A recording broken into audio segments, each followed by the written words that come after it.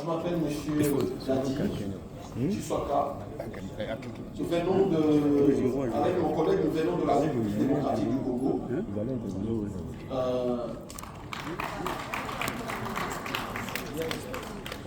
À vrai dire, nous sommes arrivés au Niger avant-hier dans le cadre d'une autre mission. Mais dès lors que nous avons appris qu'il s'organisait cette conférence, nous n'avons pas hésité de nous organiser pour participer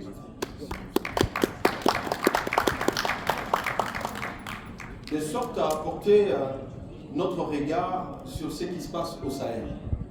Parce que nous estimons que ce qui se passe au Sahel ne se passe pas que pour les Niger, pour les Mali ou les Burkina, mais c'est pour l'Afrique. Parce que, comme vous le savez, peut-être que beaucoup dans cette salle ne le savent pas, j'en profite pour donner l'information, selon que la RDC, mon pays, est en guerre depuis 30 ans. Et cette guerre occasionne à ce jour 15 millions de morts, avec 6 millions de déplacés. Et donc, cette guerre nous est imposée par ce que nous décrions aujourd'hui, c'est-à-dire l'impérialisme, mais à travers d'autres pays africains, notamment le Rwanda, qui est un voisin de la République démocratique du Congo, avec lequel on devra vivre éternellement, mais qui malheureusement a choisi d'ensanglanter le Congo, d'ensanglanter les femmes, de violer des enfants. Et pour nous, ce qui se passe à l'AES est un exemple de l'autodétermination du peuple par lui-même. Et c'est ici, au regard du thème « La femme avec le panafricanisme », ce qui se passe ici, je vais dire que oui, le rôle de la femme est important. Et la femme, elle devrait jouer encore un rôle important.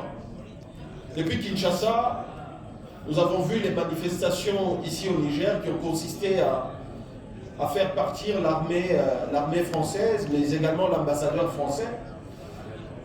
Mais qu'est-ce que nous n'avons pas constaté en termes de mobilisation de la femme dans les rues de Niamey et un peu partout dans le Niger?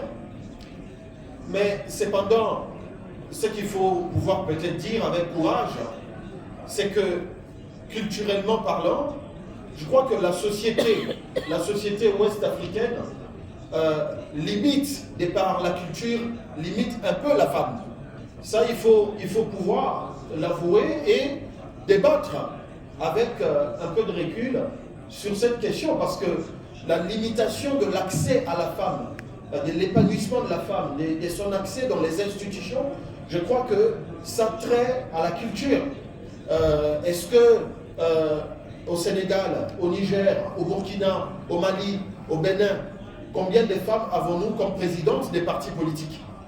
Et combien d'hommes sont prêts à pouvoir accepter le leadership de la femme?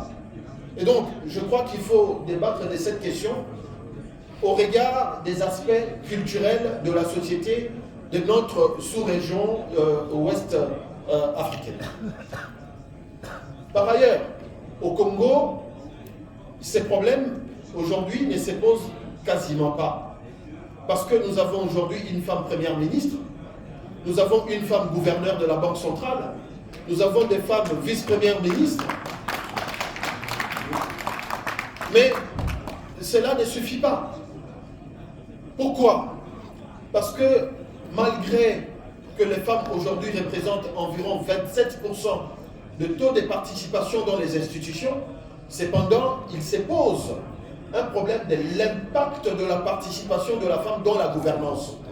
Parce qu'il est absurde de voir des femmes occuper des postes importants, mais qu'on parle de la corruption, des détournements des deniers publics. Alors que les femmes sont dans les institutions.